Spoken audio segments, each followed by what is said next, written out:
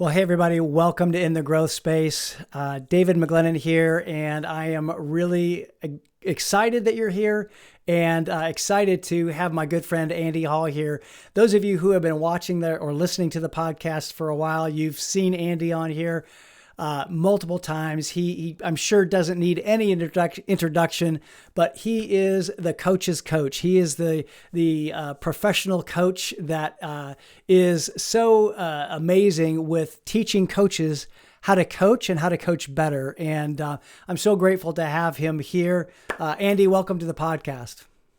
Thank you. Thank you for having me back again, David. I appreciate it. I guess there must be one of those weeks when you didn't find your aspirational person to get on your podcast. You thought, who can I call to fill in the gap? I'm kidding. No, I'm no, kidding. no. You know that we have this scheduled. We have this scheduled. It's a regular coach's corner, and I'm kidding, everybody. I'm excited to be back. I was gonna say, don't say that, because you are somebody I always want to have on here. And matter of fact, I think you probably have been on the podcast more than any other guest. So that's saying something right there.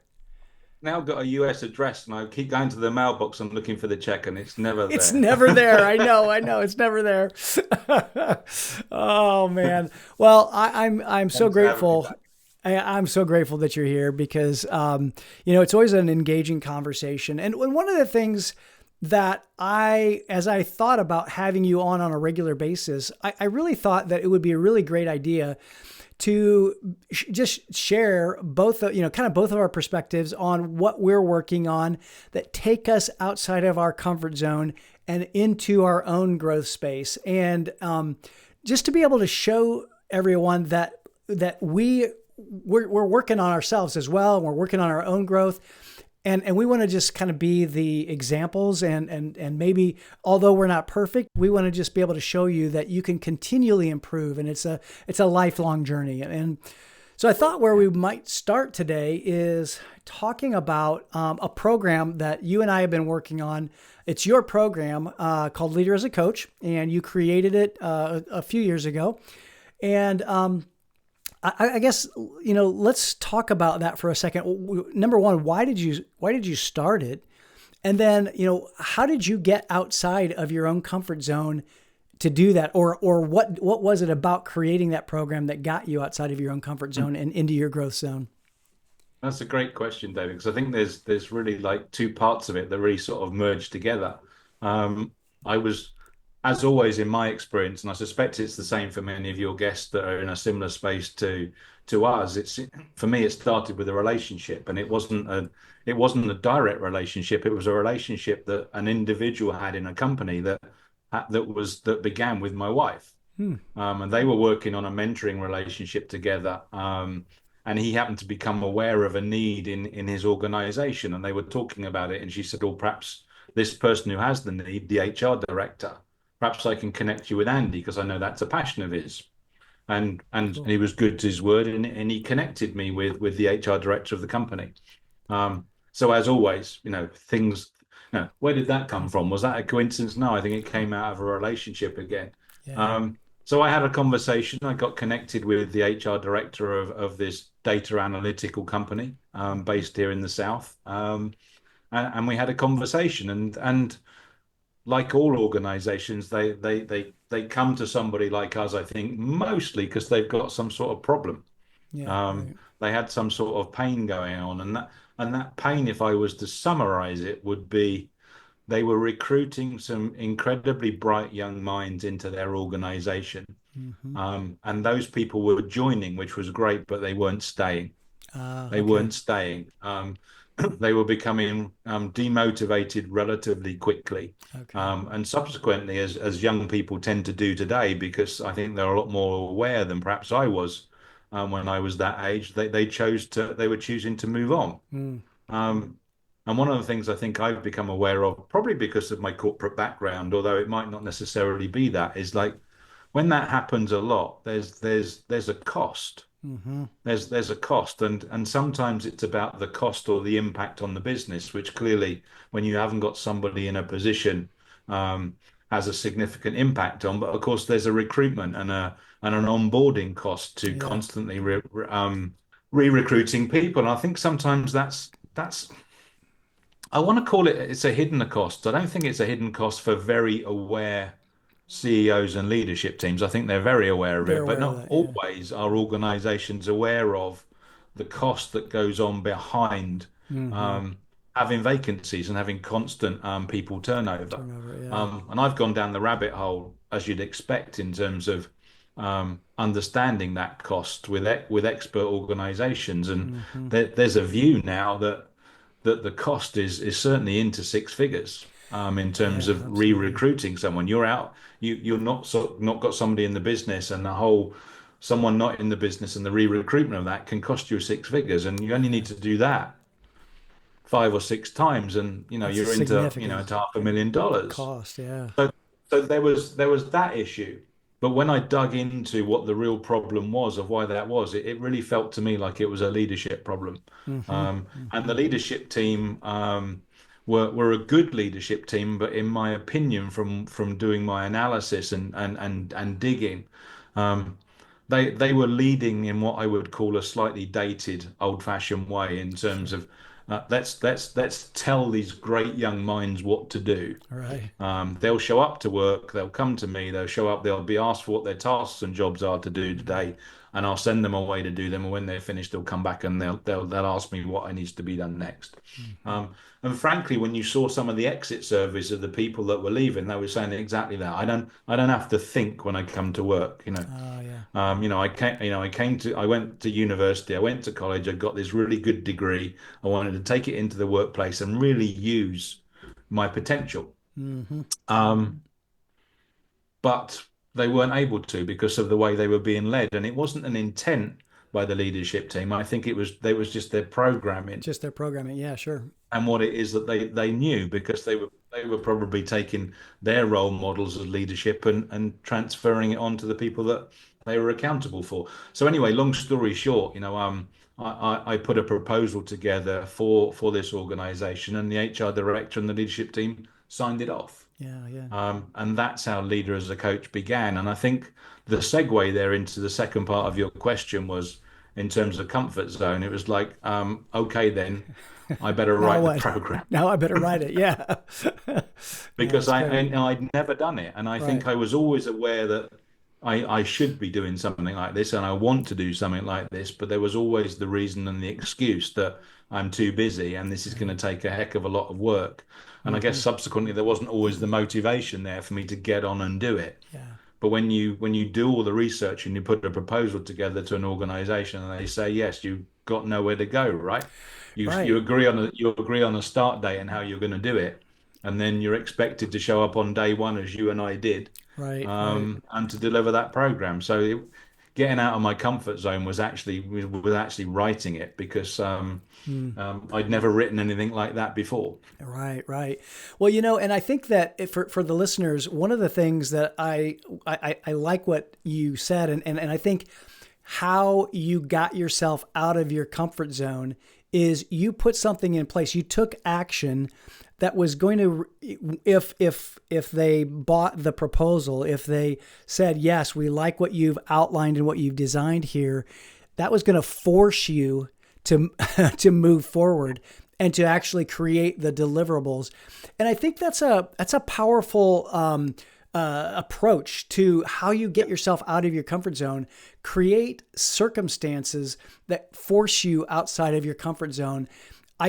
In my younger years, I always thought that was crazy to be able to propose something that didn't exist yet.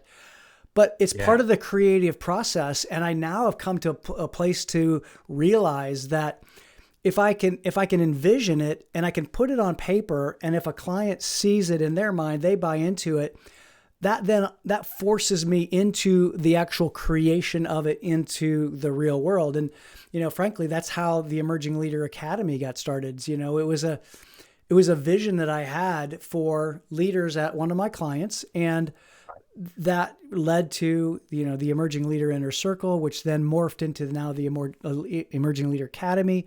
And 6 years later, we've been helping emerging leaders to really grow and develop and be prepared especially for that succession, plan and being ready to step into that next role. So I guess my point that I'm making is that sometimes we have to put things into place and take Yeah. action.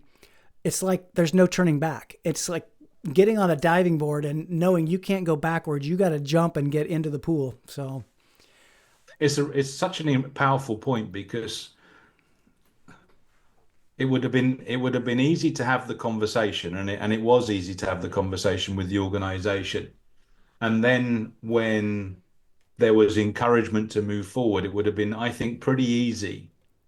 Knowing me, it would have been pretty easy to go, oh, well, I can't do that yet because I haven't written it yet. So yeah, I'm not ready. So, right. so let's not do anything until I've written the program. Yeah, And I think I've learned, like you, it doesn't work like that. I mean, I've right. got lots of things on my whiteboard that I know I want to create. Sure, sure. Um, and the priority of that would change if someone said to me today, Andy, yes, that idea that you've got, I want it, Right, right. even though I haven't created it yet. And I think it's so powerful. It's almost inverted, isn't it? It's Yeah, like, let's not do anything until I've written the program. yeah, yeah, And then how long does it take to write the program? And then, because life will continue to show up. right. Well, and But I think, such a powerful point. yeah, and one of the things too, I think that we discovered in that process is that you wrote the program, but once we got into it and we started to see what some of the needs were we had to change the program. We had to Yeah, change and move it and massage it a little bit because the way we envisioned it wasn't going to work. And so we needed to, or at least it wasn't going to meet their needs. And I think that yeah. that's another part of that creative process as well. Well, we saw that, didn't we? Only a couple of weeks ago with our Yep. latest client in the Leader as a Coach Yes. program. Yes. Something told you and I prior to the call that the preparation and the work that we were going to do with them didn't feel right. Yeah. And and I know both of us kept talking about that word. It just doesn't feel right in Right. terms of we've prepared this content and that's the content that's the next part of the curriculum. Mm-hmm. So, that's what the audience, the delegates are going to get. But Mm-hmm. our intuition just said, I'm not so sure. It's not a, yeah. I'm not so sure. And actually, I think we were open and vulnerable enough with that group to start with to say exactly that and Yeah. then try and establish what their need and their requirement was. And we were right. Yeah. So we really did, rip it up and put it to one side and then speak into and lean into the needs of the delegates because it was different to what it was that we thought. Yeah, absolutely. And I think that what we learned from that was that a well-placed question, just like in the Leader as a Coach and learning how to be a good coach, a well-placed question can change everything. It's like our glasses. It changes what we see before it even reaches our eye. And so I think that's a great metaphor for how a good question can help a participant or a coachee to be able to think differently, because a coach or anyone who is being a leader who coaches when they ask a good question, it can change everything. And it Yeah. was really a It, it, well-placed question that helped change that whole session, and it was really phenomenal. It was a neat thing to watch. yeah, and I think the brilliance, if I could use that word, of both of us, and I don't mean that to toot our horns too much, but I guess the awareness to just ask the right question at the top Right. of the call, Yeah. and I think perhaps that safe space that we'd created with that group that allowed them to say, no, this is the challenge and the problem that we're facing Yeah. right now. Yeah. So, it would be really useful over the next 3 hours to talk about this particular issue. Yep. And they didn't even know what we had planned, right? Because we hadn't even Right. shared with them what plan. We just said, Yeah.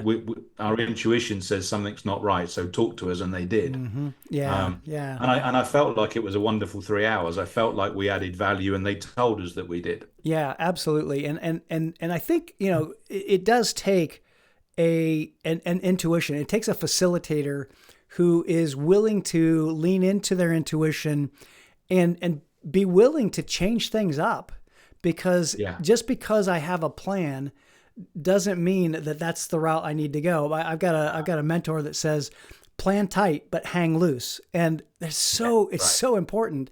I Yeah, know that there's been so many times where I've gone into a session where I'm facilitating with an executive leadership team, I do the first opening choreography, conversation choreography, and I can see by the answers that they're giving that everything else I got to just like throw Yeah. away and go, okay, Yeah. we're going to do something different here. And I got to pivot. And so Yeah. I think that's really an important character trait for anybody that's looking for a facilitator. So But it's going hard. back to your point about, the metaphor. I mean, we've both got a mentor that says, be wedded to the goal, not wedded to the plan. Right. And the goal of leader as a coach is to create leaders that coach, not Right.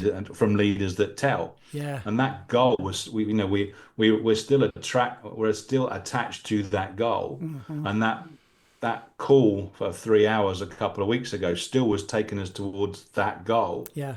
but it wasn't the plan that we had to get there. We actually Yeah. physically had to change the plan Yeah. and Exactly. rip that up and go somewhere different. But the goal hasn't changed. Right. We were still focusing on what these delegates needed to improve Yes. to create them, take them nearer to being leaders that coach. Yeah, yeah. So let me go back to the question that I had is like when you were putting that together, when you were starting to go through the creation process, what got you out of your comfort zone the most? Like what was it about that creation process that really got you outside of your comfort zone and maybe even like a layer deeper, what did you learn? What did you learn through that process? Because that's the most powerful thing. Well, I believe that I carried around for a long, long time this notion that I was not creative. Mm-hmm. I think me using the words go of I'm not creative go back a very long way. Mm, And I think they go back to, I mean, if you and I and your audience were able to get on a call here and you said to Andy, look, we're going to have a drawing competition right now. I would start to come out in a cold sweat sure. because, I guarantee, David, that I know without ever never seeing you draw, you can draw better than I can. I I don't know guarantee about it. that, but I guarantee it. And I remember, from a very young age thinking, yeah, I can't draw. So when someone could draw a cat or a horse or a dog yeah, or an aeroplane at school, I couldn't. Mine would be like stickman. sure. You Yeah, know sure, what I sure. mean? I can do that. Yeah, right. And I think I attached the ability or lack of ability to draw to being creative for a Yeah, very long time. yeah, And then again, we spent a lot of time with our mentor Paul, and he says, all you do is create. It's like yes, that's what you do all the time. all the time. Yeah, So I think there was no doubt about it. I think that was the biggest hurdle that I even then had to overcome because yeah, it's like my default probably was I can't do that, yeah, but I knew I had someone relying on me. yeah, yeah, I knew there was someone waiting for me to give them what it was that I promised to do. yeah. And I think that, if I was to talk about a belief that Andy's got that I know that I'll always do is if, David says to me, Andy, will you do this for me? Mm-hmm. I promise you, I promise you that, I'm going to do it, Yeah, yeah, and it will be done as quickly as it possibly can be done. right. So I have this belief in me, and think I have the ability to always follow through. Yeah. So I think it was almost like one significant emotion taking over the other in terms of, oh my gosh, I don't know how to do this. Mm-hmm. In terms of, well, I know I've got to do it. Yeah, So actually, knowing that I've got to do it, where do I start? yeah, Where do I start? yeah. And it was interesting for me because the minute for me anyway, I don't know it's the same for all of us, but the minute when you start to stop and think about, well, okay, I've got to overcome this situation, and you invest some time to actually think, Mm-hmm. the first thing that come to me was what was the reason I called it leader as a coach? Well, the only reason I called it leader as a coach because 20 odd years ago I was part of a coaching program in corporate that was called leader as a coach. Ah, okay, yeah. So, I didn't never had an original idea in my life. It's like, It's all right. and then I thought, I wonder if I've still got some of that content. Yeah, there you go. Now, clearly, it wouldn't be digital, right? Right. Because it was too long ago It for it was to in be a binder digital. that has three rings in it. It was definitely in a binder that had three rings with it for sure. That's so Because I funny. found it. And then, and the next, so once I found it, it's then we're like, well, ah, this is admin. This is, almost like, C type behavior. It's just like, and Hmm. I know I can do it, but it doesn't energize me. So, Yeah. who can I help? And, and that was then, reaching out to someone that I used to work with Yep. who also went through that program. And I had the conversation with him in terms of, you still got that binder? Oh, yeah, I've got that binder. Can we do something with that? It's like, and off. There you And go. then what is it? Do the thing, and then you get the energy to do To the do the thing. And then thing. it's Yeah. like, True. it was like Yeah. off and running then. It's like, and then you start to, okay, the bones of it, the outline of it was already there, Hmm. which I Yeah. think really helped me in terms of, okay, now how can I take this and make it my own? Right. Right. And that's exactly what we did. But I think it was the drive at the stopping point was I can't do this. Yeah. Yeah. The next point was, well, I've got to do it. And then it's like, well, who can help me and how can the universe help me? It's like Yes. stop, think, Yeah. and then off and running. Well, and I think you bring up such a great point that in every growth spurt, let's call it, you have to, I think you have to almost force yourself outside of your comfort zone and suspend the need to know all of the answer, the need to know how. But what's the next step? That was the thing that you said. It's like, what's the next step? What's the next thing I need to do? I need to figure out who can help me with this. Okay, I'm going to reach out to him. I know him. He went through the same program. Let's reach out. And then, okay, well, what's the next step? And I know for some of the people who might be listening who might have that more analytical mindset, that goes against the grain of everything they can conceive, because analytical mindsets and personality styles want to know this step, then that step, then that step, then that step. And the thing that I've noticed and found, and I think you have too, is that sometimes I might think that step 5 is this, but once I get into it, that's Yeah, not it at all. We need to do something different. And so I think just looking at just what's the next step and taking it. The other thing I'll say too, I think that's powerful about, getting into your own growth space is that oftentimes it really takes constraints. It takes the power of constraints. You alluded to it. It's kind of like, okay, somebody said yes. In my mind, I can't do this, but now I got to do this. So I'm going to find a way. And yeah, I think that find a way attitude is the power of really that creative power. It gets our creative juices flowing because we're up against the wall. It's like, okay, somebody's going to yeah, expect me to deliver this in yeah, February, and so I need to get this. I need to get this moving. yeah.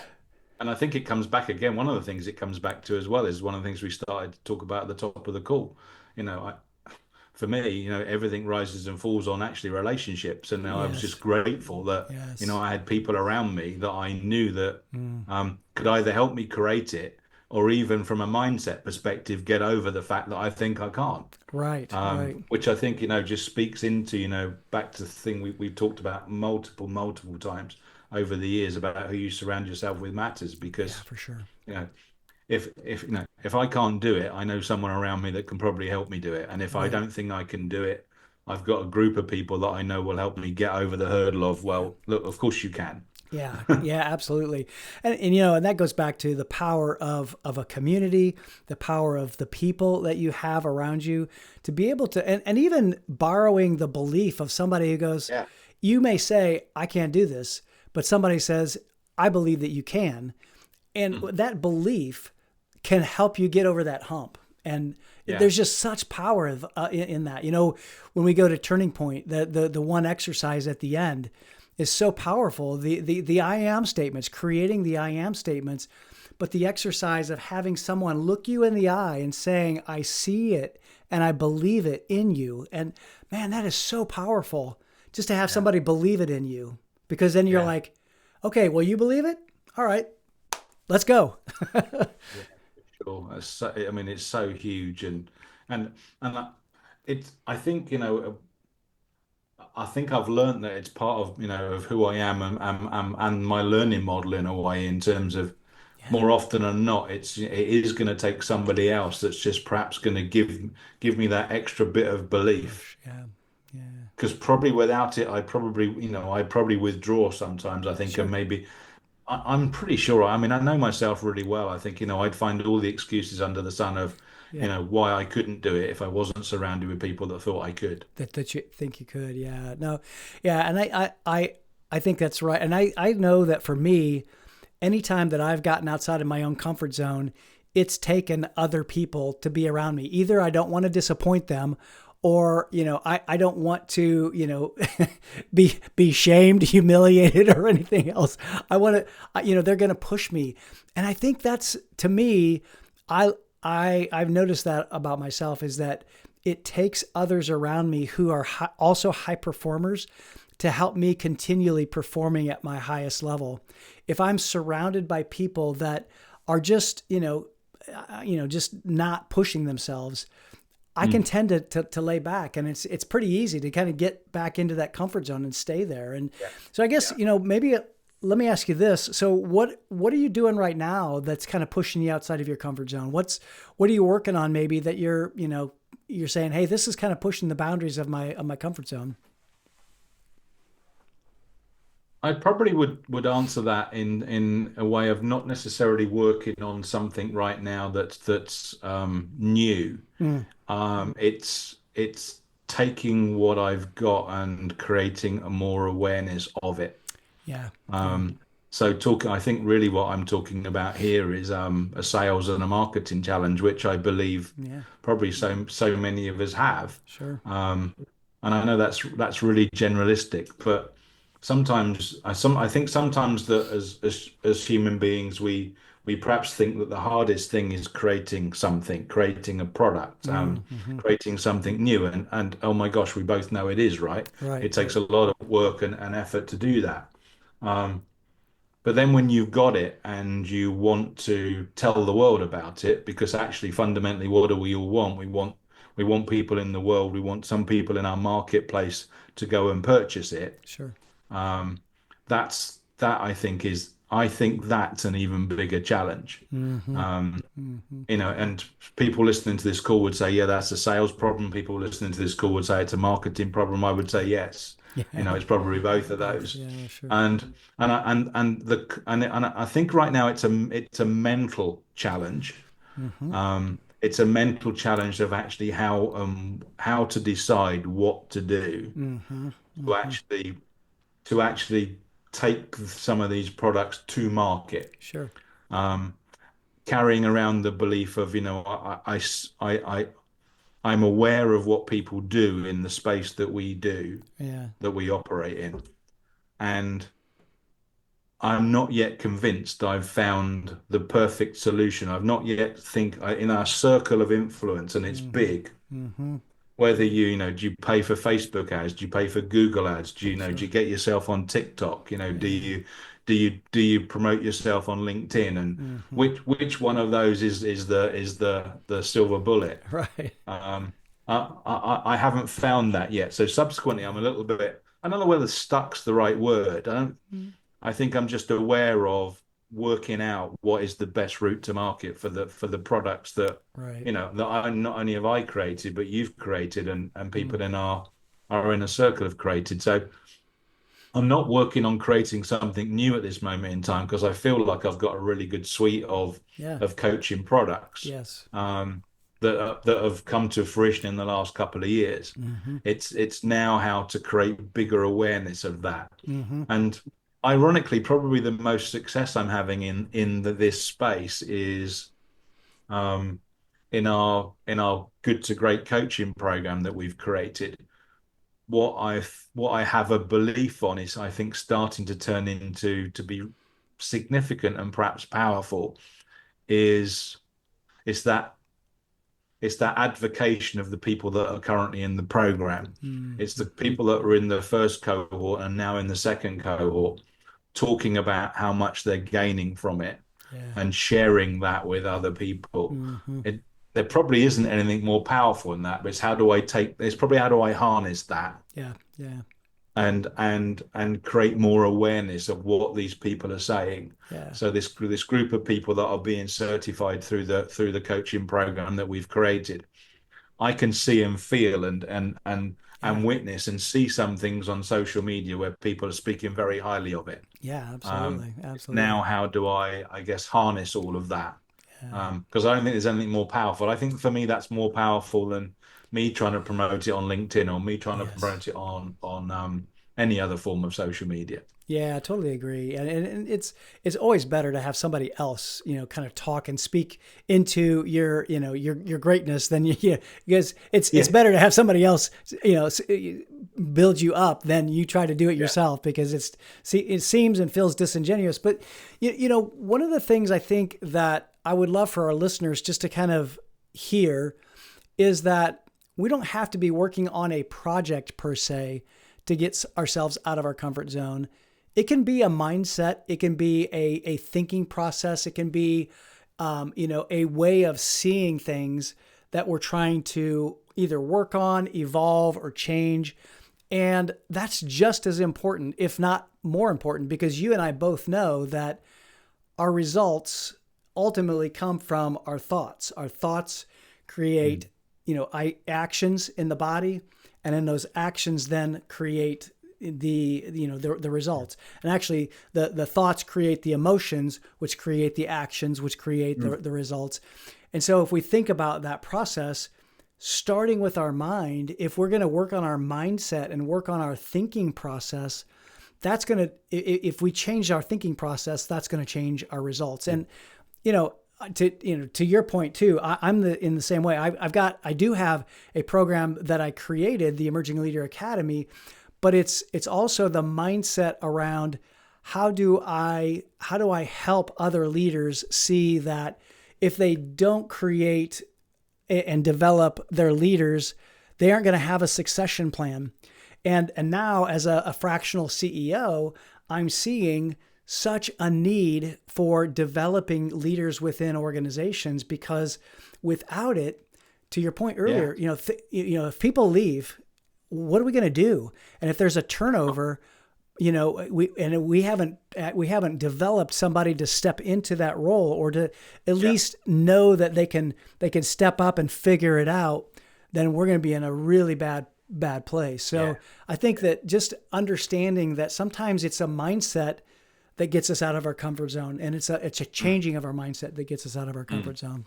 And I think, that's one of the things, I'd love you and I and to continue to work on, over the weeks and months to come, because that mindset of, if I can say this, with having a CEO in front of me in the camera, that mindset of some CEOs that says, you know, we don't have the money, or we can't afford, or there's no Mm-hmm. budget for Mm-hmm. investing in our people. And I understand that from a P&L perspective. Mm. But then, in terms of, probably the first question I'd want to ask that CEO is, so, what's your people turnover number at this moment in time? What's Yeah, the 100%. what's the percentage number of the people that are leaving your organization? Yeah. And if the answer to that comes back at a low number of even 20-25%, and that's low, right? I would have said, in our experience, because Yeah. it's not uncommon to hear 55 and Oh 60% yeah. labor turnover. Sure. You've got the money because you're Yeah. spending it. You're spending. Yeah. You're Right. spending it on the not having a person in that role, and you're Yeah. spending on it on the advertising for the recruitment. You're spending it on recruiting. You're using your people to recruit. You're Yep. spending on it when they join the organization, they're onboarding. Yes. Um, you know, that in itself is, that's that hidden cost that I was talking about beforehand, that Yeah. I'd love every CEO to be aware of. It's not a hidden cost. It's right in your face. Mm-hmm. And Yeah. and that number, I have a belief that that number will only go down if you invest in your people. Right. If you invest in the talent of your people, you invest in the potential of your people, Yeah. um, to transform the way that you lead and lead your organization through the investment in the development of your people, then you'll have 10 and 15% labor turnover, which is probably what every organization probably wants, because Right. You probably always want to be raising the bar, right? Yeah, exactly. Well, and something you said a moment ago, just the coach in me started to come out, and I was like, if a CEO says that they don't have the money or the budget, then one of the questions I'd want to ask them is, if you did have it, or what if you did, what would be some ways that you could get it, or if it was possible for you to get some additional budget, what are Yeah, some options, what are some ways that you could create that bucket of money? yeah, Because as you and I know, that coaching process in sitting in that options phase of the grow model, it gives people the space to be able to go, well, I could do this, or I could do this, or I could partner with here. What if we incented our sales team to grow our sales volume, yeah, so they start to come up with these ideas, and then you can say, hey, look, okay, good. Now you got a whole list of 10 ideas. What are the two or three that you're gonna go do? And I yeah. think that we often, and I get into this as well, we often think of our limitations and think, well, I don't have a budget. I don't have, but there are ways, right? Yeah. There are ways that we can find a budget, we can grow a budget. And to your point, we're already spending the money because if we've got high turnover, if we, if I saw, I think it was either Gallup or Sherm said that the cost of losing a new hire is like 200% of their salary.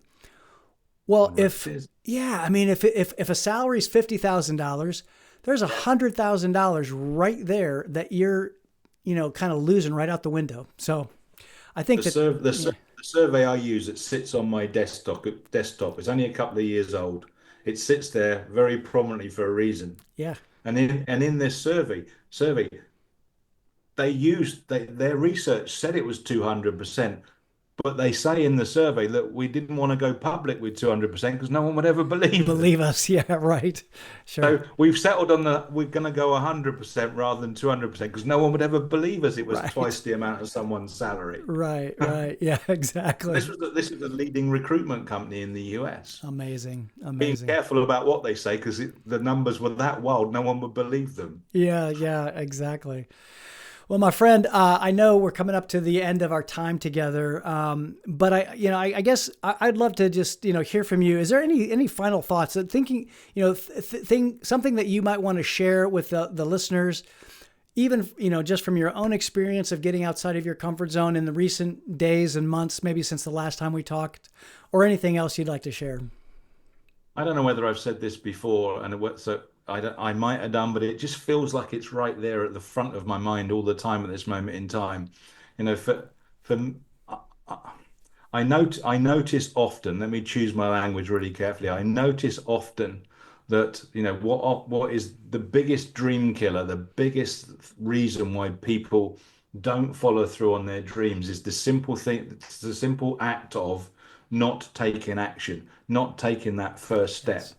They get stuck in this space of, like you referred to earlier, Yeah. that this procrastination space, this Yeah. perfection trap of, Mm, mm, I'm not going to do it because I'm not ready. I'm yeah. not going to be doing it because I haven't written the program yet. Yep. I'm not going to go and do this lunch and learn because the PowerPoint is not, the branding of it doesn't look right. Yeah. And I think I've learned that that's your other than conscious mind just trying to keep you safe, and you've got to battle through that. And I just, Mm, I've been on a program recently where I was listening to people, and I just was listening to people make all the excuses and it was the truth. It's almost like I'm screaming, I'm on mute, but yeah. can you hear yourself? Can you Of hear all the yourself? reasons Yeah. you know, all the reasons you're saying why you can't do something. Hmm. I think Paul talks to about, your dream's going to need all of you. It's going to need Yeah. every single ounce of you. Yeah. Um, and you're going to need to take action. And even if the action's the wrong step, and boy, have I learned that a number of times. Sure. But, if it's the wrong step, there's a heck of a learning experience that comes out of that. So, I Yes. think for me, if you're listening to David and in the growth space again today, and you're listening to both of us, and you've got something that that the world needs. Mm, There's something inside that that you're bringing to the world, and you're not doing it yet because you haven't quite figured it out. mm, Just go and take the first step, yeah. because by Yeah. taking that first step, you're going to learn what the next step is, and the next step is. Hmm. And and try not to be one of those people that make all the excuses why they can't do what it is innately inside them, and that's their infinite potential. So Yeah. go act, just go do. Don't say you can't, Right. and find a way of just taking action. Yeah, I love that so much. Yeah, there is no try, only do, right? Is that Yoda? Thank you. Yeah. Do or do not. There is no try. Yeah, if you can see me now, I remember my mentor from 1996 saying to me, "Hey Andy, try and put your hand on your head." And it's like, well, it's like, no, you've put your hand on the head. It's like, oh, Yeah. okay, okay. Now try and put your hand on the head. No, and it's like there isn't, right? You're There gonna have isn't to a do try. it. Yeah, right. It's like, I remember that from 1996. I'm showing my age. I love it. I love it. Oh no, that's so good. Nah, we'll just leave it there today. I think that's a great place to end our call today. And you know, I'm so grateful for those of you who have listened and watched the podcast. We're coming up on our 200th episode. I think we might be one or two away. I can't remember what number this one is, but I'm so grateful that you've listened, and I hope this has served you. One of the things that I would love for you to do, if you're listening in and you're still here at the end of the call, I would love for you to just feed back to me. It would mean the world to me and my team. Feedback something that you got from this particular episode. What's one thing that you're going to take away? One thing that you're going to put into action to take Andy's advice and act. What is that one thing? Feed that back to us. You can send it at david@davidmcglennon.com. Let us know. I'll share it with Andy, and it would encourage us greatly. And if there's any way that we can come alongside you in that endeavor, we would love to be able to do that. So thank you, my friend. I appreciate you being here again, and I appreciate all of our listeners. And until next time, be well.